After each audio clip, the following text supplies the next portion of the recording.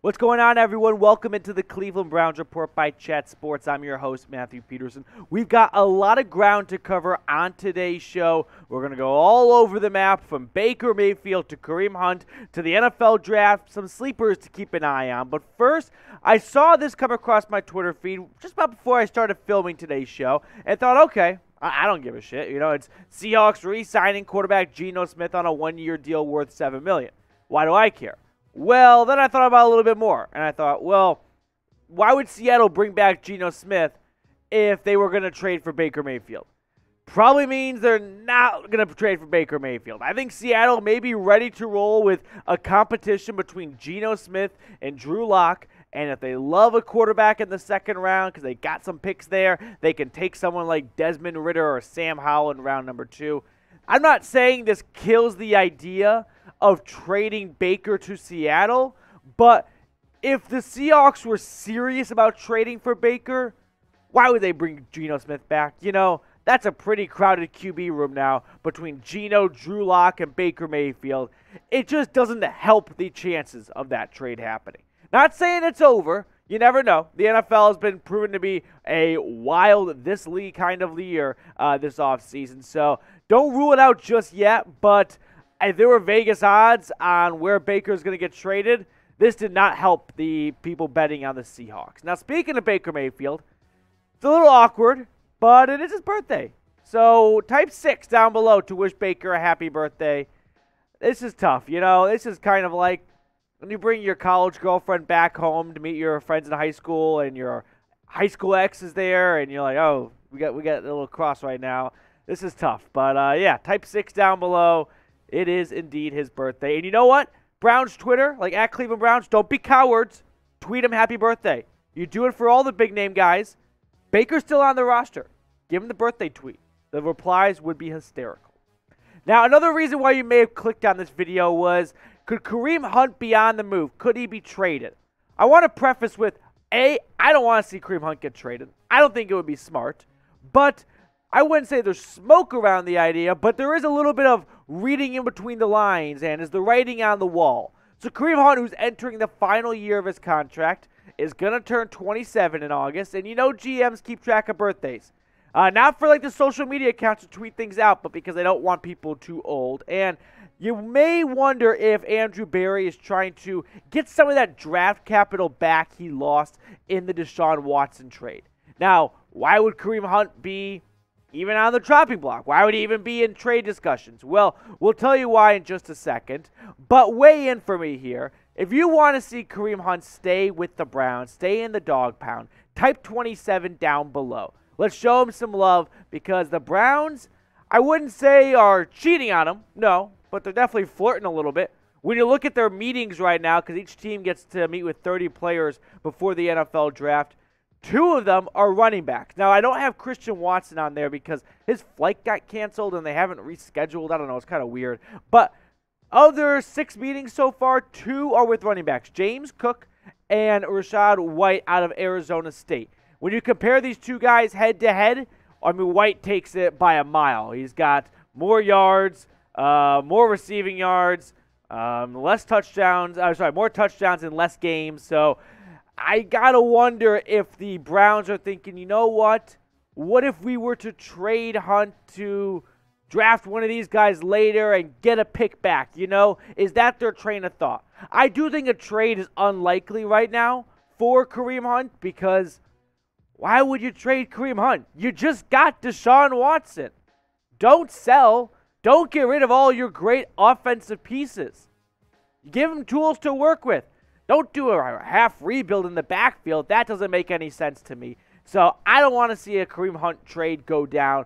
But when the Browns are meeting with running backs, it does make you wonder, are they curious at the position? Right? Are they thinking, what if we could get a 4th-round pick for Kareem Hunt? And let me know if you would do this trade too.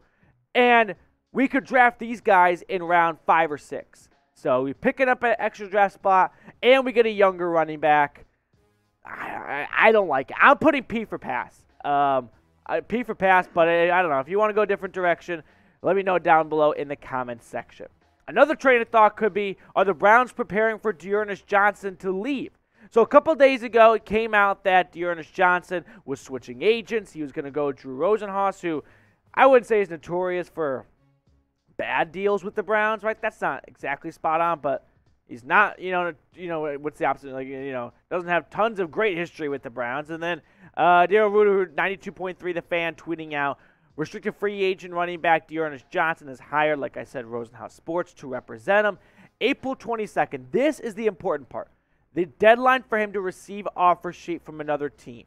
Should he receive an offer sheet, Cleveland would have until April 27 to match. So right now, it's looking like Johnson is going to make like $2.5 million. So let's say the Miami Dolphins, who had no running back last year and don't really have one this year, say, you know what? He's third string on your team. He'll be your number one string on our team. We'll pay you $3 million for the guy. The Browns going to really go, fine, we'll match you $3 million. Who's going to pay $3 million for a third-string running back? I think the Browns gave him that money because they know they know Kareem Hunt's contract is up after this year. They're probably thinking a couple steps ahead and go, you know what? We'd love to have Chubb and D'Ernest in 2023 as our 1-2 punch. Help me out, though, guys. We are so close to 7,500 subscribers. We crossed over 7,400 yesterday, so appreciate all of you that have already subscribed. But I'm trying to reach 7,500 by the end of the day. Think about it this way. Before tip-off, between the Cavs later tonight, hit that big red button, subscribe if you want to be locked in with the latest Browns news and rumors. Yeah, and Boo Hawks. Next up, though, speaking of the Hawks, we'll look at some NFL draft sleepers on the show to kind of wrap things up because the draft is 2 weeks away from today. So you know what one of my greatest things or one of my favorite things about the draft is after the first round where everyone's a know-it-all and everyone's like, oh, my God, Sauce Gardner is the best cornerback ever. Yeah, but then you see a huge dip, right, in days 2 and 3 when people don't know anyone because all they did was just study first-round mock drafts. No, you can be the guy hanging out with your friends in his basement or, at Buffalo Wild Wings, whatever it is, and you can be like, you know what, that guy, that's a good pick right there. And everyone will be like, this guy's smart. This guy gets it. This guy F's. Now, let's first, get the landscape ready. What are the Browns' draft picks this year?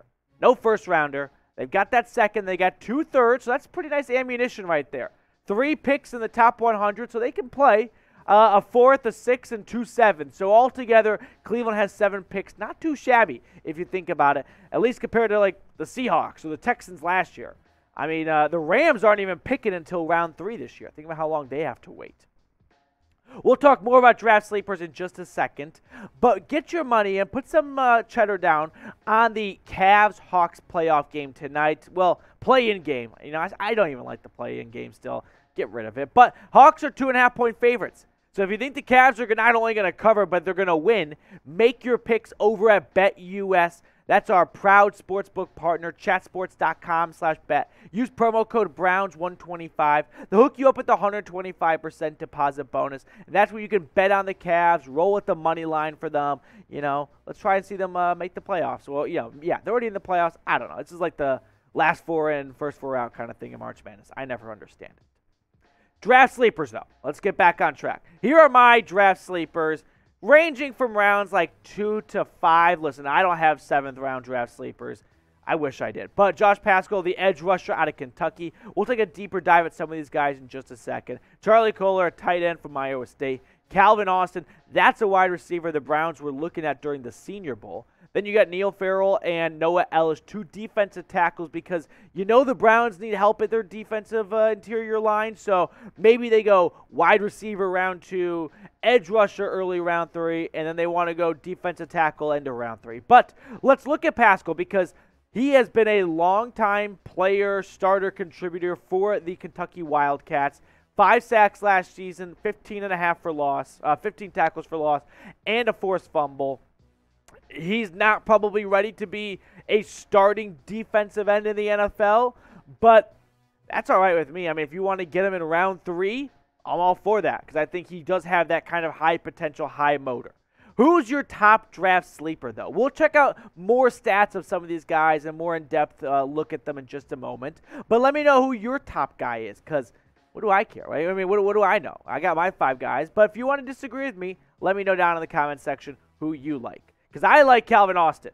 If the Browns say, you know what, we want to go defense with our first 2 picks, what wide receivers out there with 99th overall in the 3rd round. Well, how about this player out of Memphis? Over 1,100 yards, 8 touchdowns. He is not your big frame body receiver who's going to play the X position and, get up in the red zone and haul it in for a touchdown. No, that's not quite his playing style. He'll work out of the slot. He'll stretch the seams a little bit. He'll be a very nice yards after catch, vertical type of gadget player. I don't want to say like Anthony Schwartz, but maybe an Anthony Schwartz light. We haven't really seen full Anthony Schwartz yet. So, hey, Anthony, if you're watching, can you, let's see what all those speeds about from Auburn this season. Another play to look at, Charlie Kolar, the tight end out of Iowa State. These are his career stats. The reason I'm showing you that is he had 23 touchdowns. For a tight end at Iowa State who had Brock Purdy as his quarterback, 23 touchdowns, that's something to look at. You don't want to sleep on that. So maybe he has just been a diamond in the rough and he never got enough opportunities in Ames to really go full potential mode. But tight ends, I feel like, are always a crapshoot when it comes to the NFL draft. I mean, that's true for just about every position, but tight end always seems like it's tough to nail. So those are my draft sleepers right there. Let me know what you think of them. Let me know if I left someone off my list. And also, if you haven't already, make sure you are subscribed to the channel because we'll be ramping up our Browns draft coverage.